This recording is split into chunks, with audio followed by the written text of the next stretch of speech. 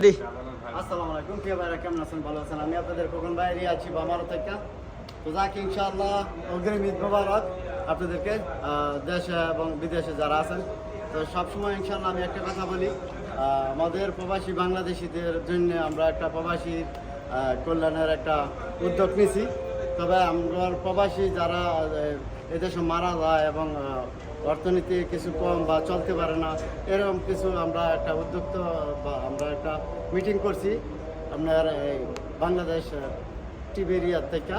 তো এটা ঈদের পর উদ্বোধন করব। তো যাক ইনশাল্লাহ উদ্বোধনে আপনারা সবাই মিলে আসবেন। আমরা 500 বা 700 লোকের আয়োজন করছি, ঠিক আছে? এর ভিতরে ইনশাল্লাহ আপনাদেরকে বাকি ভিডিওতে আমরা জানাবো। তো চলেন, আমার কিছু বাইরে যারা আছে পরিচয় করা যায়। আসসালামু আলাইকুম, কেমন আছেন? ভালো আছেন? আলহামদুলিল্লাহ। চিনারা ডক্টর ইউনুস, আমার ছোটো ভাই, নাম ইউনুস আর কি। তো যাক ইনশাল্লাহ বাইরে আসছে গাড়ির জন্য আসছে, তাই না? আর গরুর জন্য আসে না, গরু এখন কিনা হবে, গাড়ি কেনার পরে গরু কিনা হবে। তো যাক ইনশাল্লাহ যেহেতু কুরবানির ঈদ, আমরা সবাই মিলে ঈদ করবো।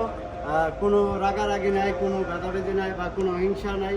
কারো প্রতি কারো হিংসা করবেন না। হিংসা করলে নিজের উপরে যায়, যার জন্য আপনি হিংসা করবেন তার উপরে যাবেন। তো যাক ইনশাআল্লাহ এগুলো আল্লাহর দেওয়া বিধান, কোনো মানুষে কাটতে পারে না। তো যাক ইনশাআল্লাহ ভাই, এখন কি গাড়ি পছন্দ করছে? যে কোনো একটা পছন্দ করছে ইনশাআল্লাহ। আর এখন কথাবার্তা চলতেছে, যদি আসেন।